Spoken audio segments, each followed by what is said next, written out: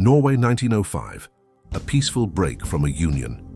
This is Freedom Files, the untold story of how nations broke their chains. A nation without a voice. For centuries, Norway had lived under the rule of others. First under Denmark for over 400 years. Then, after the Napoleonic Wars in 1814, Norway was transferred, not by its own choice, into a union with Sweden. Norway had its own constitution, its own parliament, its own laws. But it did not control its own foreign policy. Sweden did. To the world, Norway was not a nation. It was a junior partner in a union it did not choose. And over time, Norwegians began to ask, can a people be free if their voice is not their own? The rise of national identity. Throughout the 19th century, Norway experienced a cultural awakening. Writers, poets, and historians celebrated Norwegian language, Norwegian folklore, Norwegian landscapes, Norwegian identity. A sense of nationhood grew stronger. At the same time, economic and political confidence rose. Norway had become capable of governing itself. The question was no longer if independence was possible, but how to achieve it.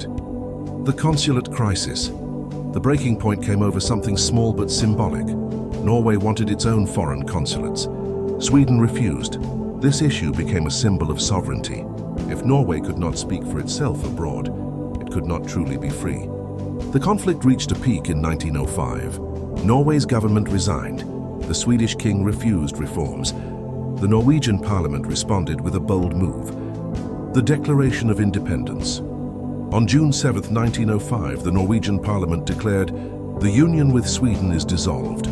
No riots, no barricades, no armies marching. Just a declaration.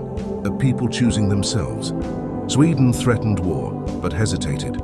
Europe watched. A referendum and a remarkable moment. Norway held a national referendum. The question was simple. Do you support independence from Sweden? The answer was overwhelming.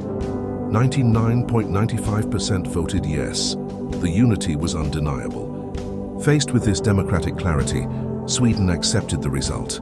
Negotiations followed. By October 1905, Norway was officially recognized as independent, peacefully, respectfully. Historically rare.